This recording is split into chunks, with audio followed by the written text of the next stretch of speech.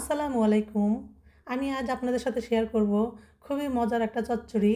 এরকম একটা চচ্চড়ি থাকলে কিন্তু গরম ভাতের সঙ্গে আর কিছুই লাগবে না। তো প্রথমে একটা পাতিলে আমি পেঁয়াজ ও কাঁচামরিচ কুচি নিয়ে নিব। তারপর এখানে দেবো স্বাদমতো লবণ, হলুদের গুঁড়া, সামান্য ধনিয়া গুঁড়া ও সামান্য জিরা ও রসুন বাটা দিয়ে আমি হাত দিয়ে ভালোভাবে এটা কুচলে কুচলে মেখে নিব। আমার কাছে মনে হয় হাতে মাখা চচ্চড়ি করতে এই মাখাটা যত ভালো হবে ততই তরকারিটা খেতে তত মজা লাগবে। তো তারপর আমি এখানে পরিমাণ মতো সয়াবিন তেল দিয়ে আবারও ভালোভাবে মেখে নিব। এরপর আমি এখানে দিয়ে দিব মিষ্টি কুমড়া। এই মিষ্টি কুমড়াগুলো আমি আগে থেকে খোসা ছাড়িয়ে পাতলা করে কেটে পরিষ্কার করে ধুয়ে নিয়েছি। এবার মিষ্টি কুমড়ার সঙ্গে আমি এগুলো ভালোভাবে মেখে নিব। এরপর আমি এখানে দিয়ে দেবো কাতলা মাছ। আপনারা এটা যে কোনো মাছ দিয়ে করতে পারেন। তো আমি এটা কাতলা মাছ দিয়ে রান্না করে নিব। তারপর আমি এখানে আবারও একটু সয়াবিন তেল দিয়ে এটা মেখে নিব। আবারও ভালোভাবে এটা মেখে নিব যাতে মাছের ভিতর মশলাগুলো ভালোভাবে ঢুকে যায়। এই মিষ্টি কুমড়ো চচ্চড়ি করতে কিন্তু বেশি পানি লাগে না।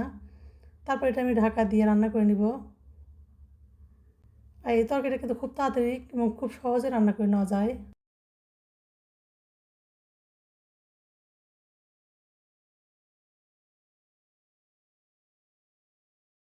তো চচ্চড়িটা আমার হয়ে এসেছে।